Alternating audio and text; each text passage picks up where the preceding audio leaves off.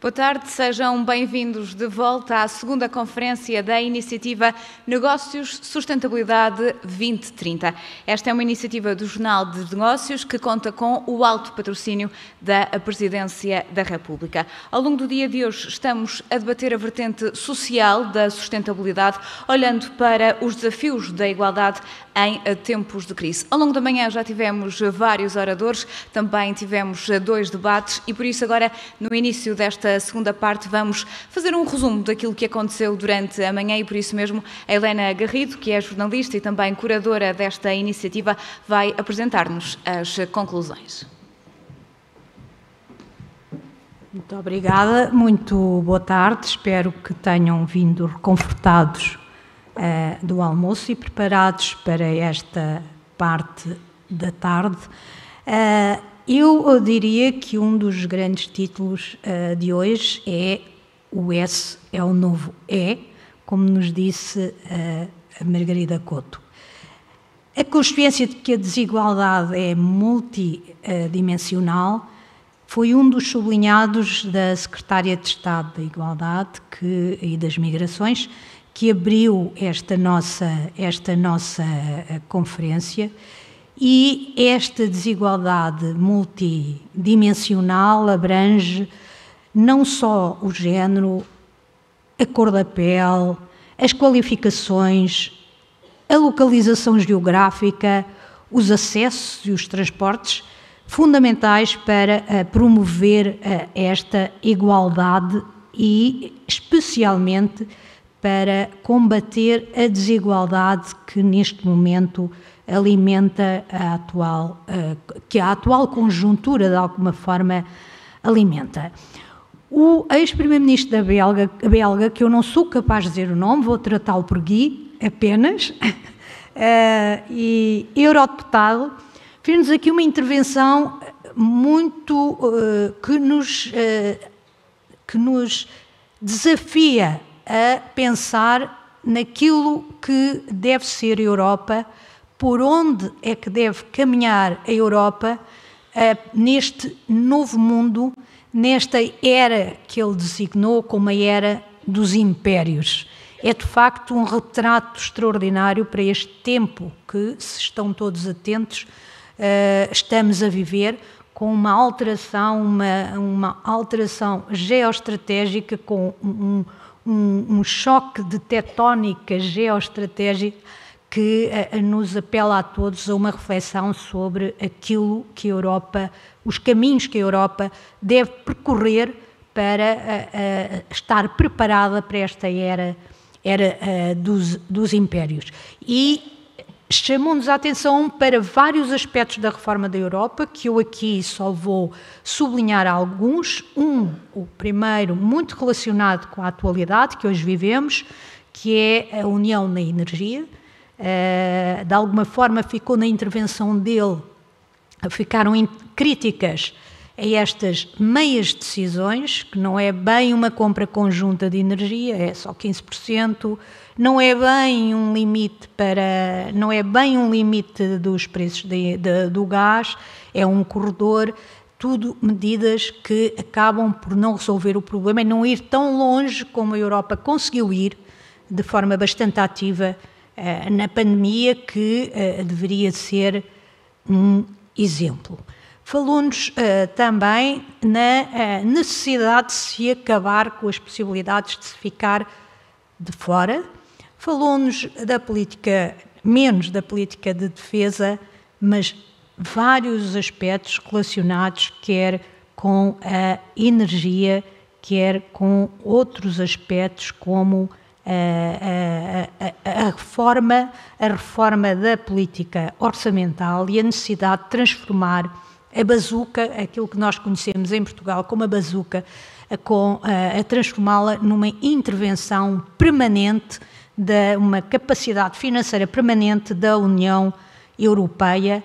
para fazer frente especialmente aos desafios que se colocam ao nível social. Depois entramos no painel sobre a ameaça da fome nestes tempos de desigualdade e crise, e Vítor do Prado sublinhou bastante o papel das empresas sem que elas possam substituir o Estado. Até porque, e este foi um aspecto interessante, sublinhado um pouco por todos os intervenientes, até porque o S dá dividendos, como disse a Margarida Couto, as estratégias sociais das empresas são estratégias que dão dividendos e, na atual conjuntura, ainda mais dividendos, enquanto ferramentas de atração e retenção de talento. Esta crise tem efeitos assimétricos, percebemos bem isso no painel sobre a ameaça da fome e da desigualdade. Tem efeitos assimétricos, especialmente por causa de estarmos a assistir ao mesmo tempo à subida dos preços e à subida dos preços com um aumento mais acentuado dos preços dos bens alimentares, aqueles que pesam mais nos orçamentos das famílias de rendimentos mais baixos, mas também por causa da subida das taxas de juros. Diria que em matéria de combate às desigualdades, uma das grandes conclusões não é nova e aplica-se em várias frentes da nossa vida em comum no país, é que é preciso avaliar as políticas públicas. Não é preciso só fazer políticas públicas, é preciso ver, passado algum tempo, se elas estão a ter os resultados e estão a atingir os objetivos para os quais foram desenhadas, porque um dos aspectos que mereceu alguma discordância foi, sem dúvida, o papel de incentivo ou não incentivo perverso que alguns apoios podem ter, entre eles o famoso rendimento social de inserção, que provoca sempre algumas discordâncias, e nós verdadeiramente não sabemos porque não avaliamos os efeitos das políticas públicas. Entramos depois no segundo painel e Margarida Couto da Grace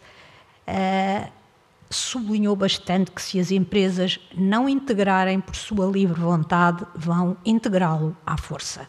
E vão integrá-lo à força por força da regulação. Uma regulação que é cada vez mais ativa para que as empresas regressem no fundo, se quiserem, para que este capitalismo se torne um capitalismo mais humano e que não esteja apenas focado na vertente ambiental e voltemos a ter aquelas empresas que no século XX, pelo menos, já não tanto no século XIX, que também não eram muito boas, e no início da Revolução Industrial, mas empresas que estavam mais ligadas à comunidade, que se preocupavam mais com os seus trabalhadores. Eu sublinharia na intervenção de Margarida Couto, especialmente, a legislação que vai entrar em vigor e que vai impor a integração de pessoas e a contratação de pessoas com deficiência. Finalmente, para quem não teve na manhã, tivemos o painel da diversidade e da igualdade, em que percebemos como o S de social é fundamental e volta ao início, é hoje fundamental e merece cada vez mais a consciência por parte das empresas. Foi uma das conclusões, a maior parte das empresas está hoje muito mais atenta ao bem-estar dos seus colaboradores, à integração quer dos seus colaboradores, quer à sua participação enquanto unidade empresarial na comunidade que tem à sua volta. Porque num tempo em que é tão difícil contratar, e hoje não conseguimos falar com um empresário sem que ele, seja de que setor for, sem que ele nos fale da dificuldade em contratar e sem que ele nos diga até que aquilo que vai fazer a diferença nas empresas do mesmo setor, aquilo que vai tornar uma empresa mais competitiva é o talento. E para reter e contratar talento, o S, que hoje nos une aqui é fundamental. Uma boa tarde de debate e de reflexão e até já.